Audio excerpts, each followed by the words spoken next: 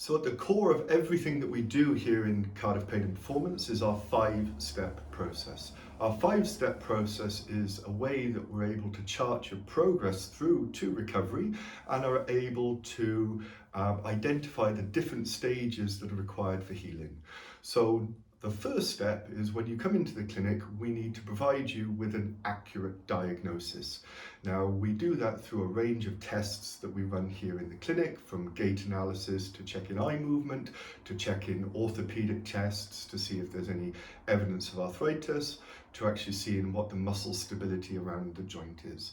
And the reason why we do that is that if we find that there's a structural problem like a broken bone, perhaps a prolapsed disc, or some hardware structural problem, then it may be the case that we need to refer you out for further x-rays or MRI scan in order to find out actually if it's the right time for you to be in the clinic and we're able to help you. So at the start of everything we do with our 5-step process, we need to accurately diagnose the problem. Step 2, if we have accurately diagnosed the problem and we feel that we definitely can help, the most important thing is actually to get control of your inflammation.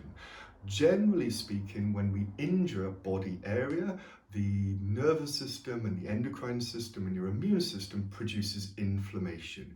And we can think about inflammation as the text message produced in the tissue structure that sends a message up to the brain to say that we've got a problem. And by and large, it's the inflammation in the area that is actually the cause of the pain. It's the text message that your brain is receiving saying there's a problem, and therefore the brain will give you pain. And so step 2, most importantly, we need to find an effective way at an early stage to manage your pain and manage the inflammation. Step 3, and this is where the majority of the work is done in the clinic, is that often the problem with the joint that's causing you pain is a lack of stability. The brain is unable to control the joint in an effective way, therefore causing irritation and inflammation. So we need to, in a sense, desensitize your brain to the information coming from the site of the injury. So step 3, we need to desensitize your body to and your brain to the injured area. Step 4, and this is where we really start to encourage our patients that it's okay to get moving again.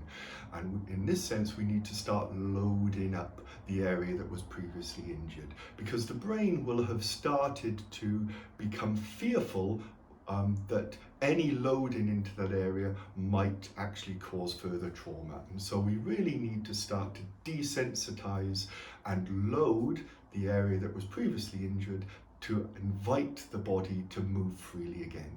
And then the last stage, step 5, is we really need to now strengthen up that body part. We strengthen up that body part to provide more resilience in order that we can be sure that the problem won't come back in the future.